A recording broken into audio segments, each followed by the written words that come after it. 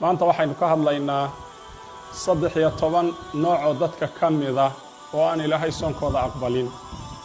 ilaahayna waxaan baryaynaa 13ka inaynan kamid noqon. 13ka nooc qofka u horeeyay waa qofkii ku dhaca camal uu ilaahay ugu shirki yeelayo. allana wuxuu leeyahay layna shrakta la yaxbadanna camaluka wala takunanna min al-khasirin. إن الله لا يغفر أن يشرك به ويغفر ما دون ذلك لمن يشاء. آياتها waxay tilmaamayaan qofku acmaal shirkiya haduu ku dhaco wuxuu dooniba ha ahaada inaan ilaahay acmaashiisa aqbalin. sinfiga labaad ama nooca labaad waa almunaafiquun. haba la kala qaado nifaaq i'tiqaadi iyo nifaaq camali culimadu ha kala qaadaan. laakiin qofkii nifaaq ku dhaca oo waxa ka muuqda iyo wuxuu qarinaya ay kala duwanaadaan oo ku sifooba sifaadka lagu yaqaan dadka munaafiqiinta isagana acmaashiisa ilaahay aqbali maayo, soonkiisana ilaahay aqbali maayo. sidaan mushriga ilaahay soonkiisa u aqbalaynin ayaan munaafiqana ilaahay waxba uga aqbalin. waayo ilaah baa ballan qaaday wuxuu leeyahay ina almunaafiqiina fi darki alasfali min annaar. dabaqa u hooseeye u liita ayay naarta ku leeyihiin. xitaa naarta caadiga wax kuma lehe dabaqa u hooseeye ugu xun bay ku leeyihiin. qolada saddexaad waa taariku salaa. taariku salaa salaada hadduu uga tago isagoo inkiray fardiyadeeda, isaga oo aan ogolayn oo diiday inuu kaafir yahay, cidna iskuma khilaafin. laakiin markuu takaasul iyo waxbaa wax loo sheegay hadduu taariku salaad yahay malcuun weeye, ilaahay acmaashiisa ma aqbalo. waayo salaada iyo maxaanku dhahdaa soonka iyo acmaasha salaada ayaa ugu lafdhabarsan oo salaadu waxa weeye waa diinta lafdhabarteedii. bal ilaahay iimaankuba inuu iyada yahay buu ku tilmaamay man aqaamaha faqad aqaama diin waman hadamaha faqad hadama diin. salaada qofka toosiyaa diintii buu oogay uu toosiyey, qofka dumiyaana diintii oo dhan buu dumiyey.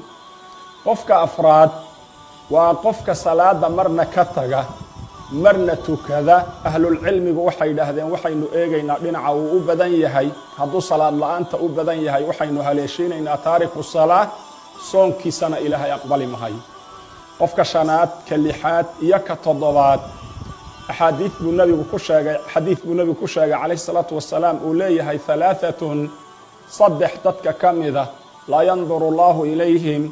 ilaahay waxa weeye il naxariiseed kuma eego qiyaamada uma naxariisto, acmaashoodana ma aqbalo. walaa yusakiihim uma dembi dhaafo, dembi kama dahiro. walahum cadaabun aliim, cadaab mu'lima bay ilaahay agtiisa ku leeyihiin. waa maxay saddexdaasi waxa weeye caaqun liwaalidayh, waa qof labadiisa waalid caasi ku ah oo waalid caasiya.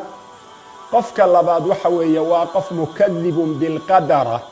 qofka saddexaad oo qadarta ilaahay buu beeninayaa oo wixii ilaahay qadaray baanu raalli ka noqonaynin. wixii ilaahay u qadaro raalli kuma aha.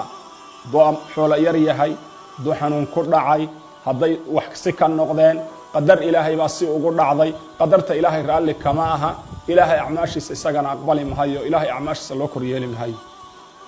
qofkan saddexaad waa qofka manna sheegadka iyo abaal sheegadka badan oo wuxuu bixiyo aan ka aamusaynina mar walba soo celinaya, isaga oo sheeganaya inuu hebel intaas siiyayo hebel intaas siiyayo. ilaahay wuxuu leeyahay laa tubtiluu sadaqaatikum bilmanni waaladaa kaaladii yunfiqu maalahu riyaaa annaasi walaa yu'minu billah. sadaqaadkiina iyo wanaaggiina abaal sheegadka ha ku burinina. hebel anaa siiyey, hebel anaa u qabtay, hebel wixii buu badsanayaa, ayuu buunbuuninayaa, ayuu sheeganayaa inuu dadka isagu wax siiyey. toddobadaasna saddexdaa ugu dambaysa xadiidkaas ayaa lagu sheegay. qofka sideedaad waxa weeye almustahzi biddiin. markii niman munaafiqiin aha ay diinta ku jeesjeeseen oo nebiga oo safaradiisii mid ka mida ku jira intuu dad ahlu qur'aana karaameeyey ay ahlu qur'aankii xanteen oo yidhaahdeen kuwan qur-aanka xifdisan marka wax la cunayo maxaa ka caloola weyn, marka dagaal la gala maxaa ka fulaysan oo ka carariyo.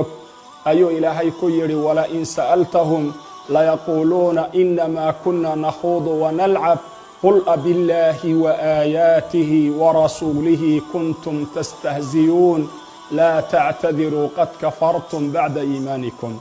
alistihzaa biddiin qofku inuu diinta ilaahay ku jeesjeeso ilaahay ku jeesjeeso rasuulkiisa ku jeesjeeso aayaadkiisa ku jeesjeesaay waa wax millada lagaga baxayo waana wax qofka camalkiisii ku burayo naar ku mudanayo wey mas'alada saddexaad waxa weeye qofku inuu intisaabo fi'a daalla sida qaadiyaaniya iyo axmediya iyo qolyo aaminsan in nebi moxamed nebi ka dambeeyey la soo saaray oo kale firqa dibadda ka joogta diinta oo bidca mukafira la timid qofku inuu u nusreeyo oo dulmiga iyo xumaanta iyo fisqiga ay samaynayaan uu ugu nusreeyo ayaa iyadana waxa weeye wuxuu ku mudan qofku soonkiisii iyo acmaashiisii iyo sadaqadiisii iyo saa'iru acmaalihi inaan ilaahay aqbalin waxa weeye qofka tobnaad waa qof la yimid nawaaqid alislaam wax burinaya diintiisii ama qowl ha ahaado ama ficil ha ahaado waxyaabo diintii uu kaga kufriyaya buu la yimid ilaahay waxba ka aqbali mahay saddexda qof ee 11 iyo 12 iyo 13 nabigu xadiis buu ku sheegay calayhi salaatu wasalaam wuxuu yidhi thalathatun saddex qof oo dadka ka mida laa yaqbalu allahu minhum sarfan walaa cadla ilaahay sunne iyo farad midnaba kama aqbalo saddex qof oo dadka ka mida oo bani aadamka ka mida saddexdaasi waa maxay almaliku alkadaab qof mas-uul ahoo dad u taliya oo madaxweyne ah oo maalintii la arkaba been sheegahay qofka 11aad waxa weeye ashaykhu zani waa qof odaya ama qof weyn oo habar ah oo islaam weyna ama qof weyn oo odaya oo haddana macsiyada xun ee liidata ee dankiga iyo dacfiga iyo faaxishada aan marna ka dhowrsanayn qofka 13aad waxa weeye caahilul mustakbir qof waxa weeye faqiira laakiin faqiirnimadiisa wuxuu ku darsaday inuu mufsid yahay kibirsan yahay madax taag badan yahay isla weynaan badan yahay inuu ku jiro ixtiqaaru annaas badaru lxaqi wa gamdi annaas nabigu tuu tilmaamay calayhi salaatu wasalaam waxa weeye istikbaar waa mujaawasati alxuduud weeye qofku inuu xuduudda gudbo tawaaduca ka tago dadka inuu la siman yahay uu dadka isdheeraysiiyo uu dadka iska weyneeyo oo uu mustakbir yahay iyadana acmaashiisa lama aqbalo oo soonkiisa la aqbali mahay dadka aynu tilmaannay acmaashoodu waxay ka dhigan tahay hal bacaad lagu lisay wey hal bacaad lagu lisay oo meel bacaada inta la joojiyay oo la godlay la lisay